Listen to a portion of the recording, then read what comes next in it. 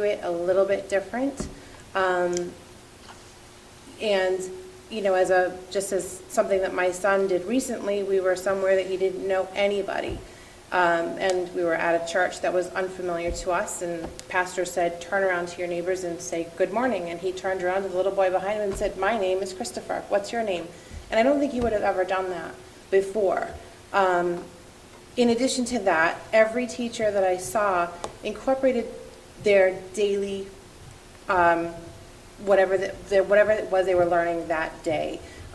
One teacher incorporated the fact that it was going to snow. We're going to get 6 inches of snow on Sunday. If it snows 2 inches an hour, and they had to use math division to figure out their answers and then work through the process. Another teacher wrote her monthly, her daily note on the whiteboard and had the kids go through it and find any sort of sentence structure, ing, or any of that stuff, and underline it. They came up, underline, circle, all that stuff. So there is definitely learning going on in those daily meetings. One second grader said to me, I was given the opportunity to ask the kids, what do you think about this? And one second grader said, it teaches me to be patient. I thought that was interesting out of a second grade mouth. Because they have to wait their turn. And 3 kids are allowed in this particular classroom to share that day, not 30 kids.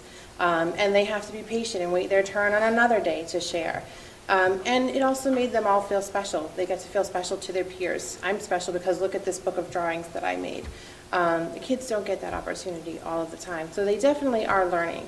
I did hear from a few teachers that said they actually feel they need more training. They don't feel they've been trained enough, and that's why some of the teachers are afraid to implement, and I don't doubt that there are teachers out there that just don't like change.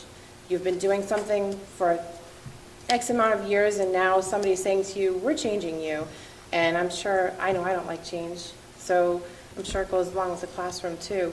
But I do feel if we improve the social aspects of the classroom, we're going to improve teacher morale. We're going to improve the students' feelings of the classroom. We're going to improve, all of that stuff is going to start to come.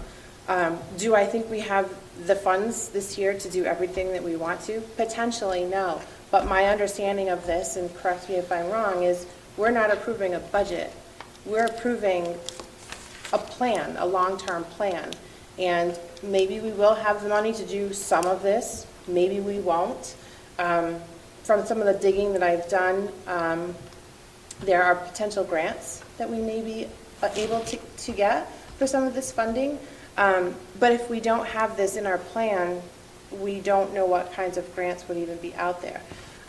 So, you know, I think we may not have the money to implement everything that would be wonderful to implement, but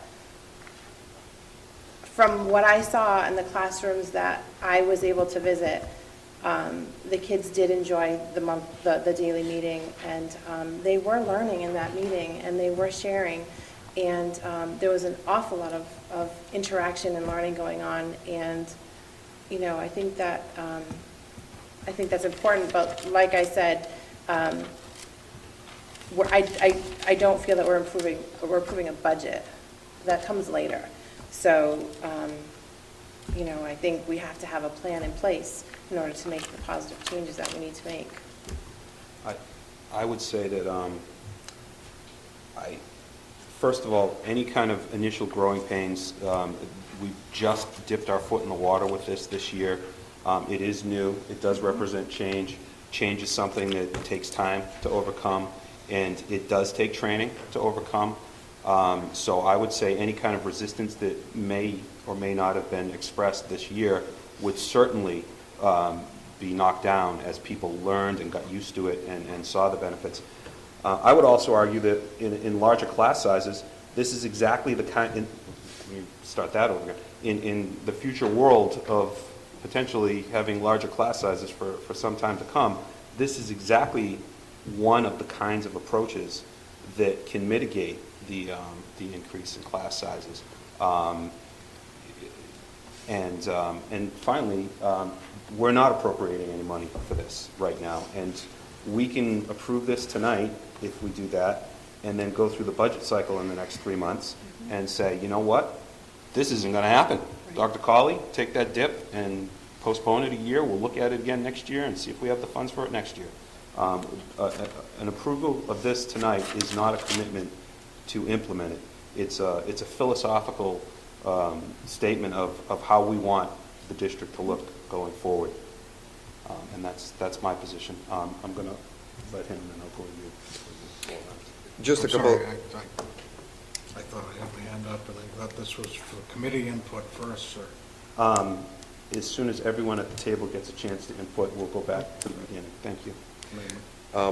In terms of, and I realize the price is the price. If you take a look at the resource side,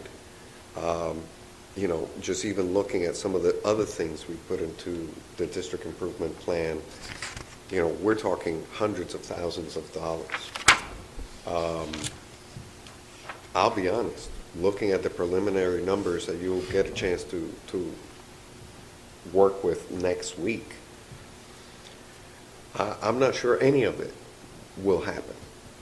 But my concern is if you don't have a goal and you can't say to the community, here's what we need to do to improve.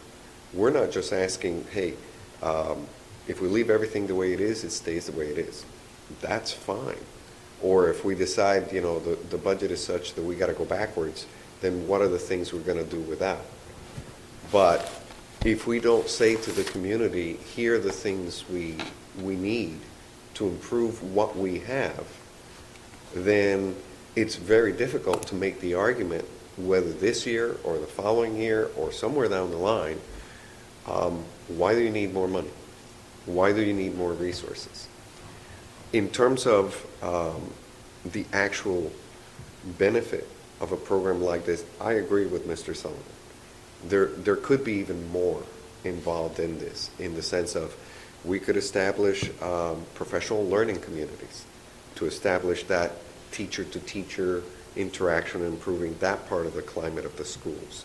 You could have more times where the staff and the administrators get to know each other and where people are coming from. And again, that would be more resources. I was looking for one resource that affects directly back to student achievement.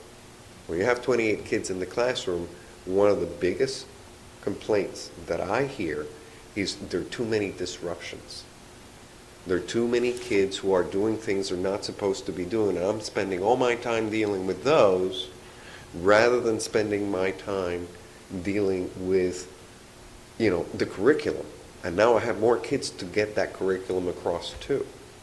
The other part that goes right along with that is you can deal with that in one of two ways. You can punish the kid, send them out of the room, and then decide, okay, the ones that I have left, I'll teach those. But what ends up happening on our side of the docket when we go look at student achievement is the kids that keep getting sent out that never learned how to be part of the social structure of the classroom, those are the ones that are going into special ed. Those are the ones that are then needing remediation. Those are the ones that are then, not performing, and then we're spending additional amounts of money trying to provide services to those kids, whether it be counseling, whether it be, having in-school suspension, whether it be, having more Title I teachers to remediate them, or the special ed people to try to bring them back. So we have, this is more preventative. And that's why I was bringing this up. So when you have 28 kids, if you had every one of those 28 kids paying attention in class, 28 kids, it's not a problem. But you have 4 or 5 that are doing things they're not supposed to be doing, multiply that by every class you teach, and now all of a sudden you're spending a